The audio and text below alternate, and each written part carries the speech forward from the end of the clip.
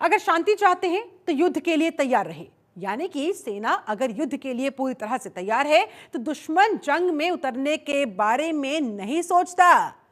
LAC पर भारतीय सेना की तैयारियों में पिछले 4 से 5 सालों में बड़ा उछाल आया है और उसी का नतीजा ये कि चीन पीछे हटने के लिए मजबूर हो गया। दुश्मन देश कोई कदम बढ़ाने से पहले 100 बार सोचेगा। 4 साल बाद देपसांग और डेमचोक में पेट्रोलिंग शुरू हो गई है। दिवाली की सुबह दुनिया की 2 सबसे बड़ी आबादी वाले देश भारत और चीन के लिए उम्मीद की नई किरण लेकर आई। पूर्वी लद्दाख में एलएसी पर 4.5 साल पहले भारत और चीन की सेनाओं के बीच जो झड़प हुई थी वो तस्वीरें भी तुम सबने देखी थी, आपको याद भी होगी। गलवान घाटी के अंदर 15 और 16 जून की दरमियानी रात पूरे क्षेत्र में हालात किस कदर गंभीर हो गए थे। इसके बाद से इस इलाके में दोनों देशों की सेनाओं ने पेट्रोलिंग बंद कर दी थी। टकराव की घटना के बाद भारत और चीन के बीच तनाव चरम सीमा पर पहुंच गया था।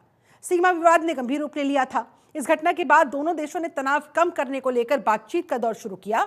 4 साल से भी ज्यादा समय के बाद अब एलएसी पर हालात सामान्य हो रहे हैं। डेमचोक और देपसांग में दोनों देशों की सेनाओं के डिसएंगेजमेंट के बाद अब डेमचोक में पेट्रोलिंग भी शुरू हो गई है।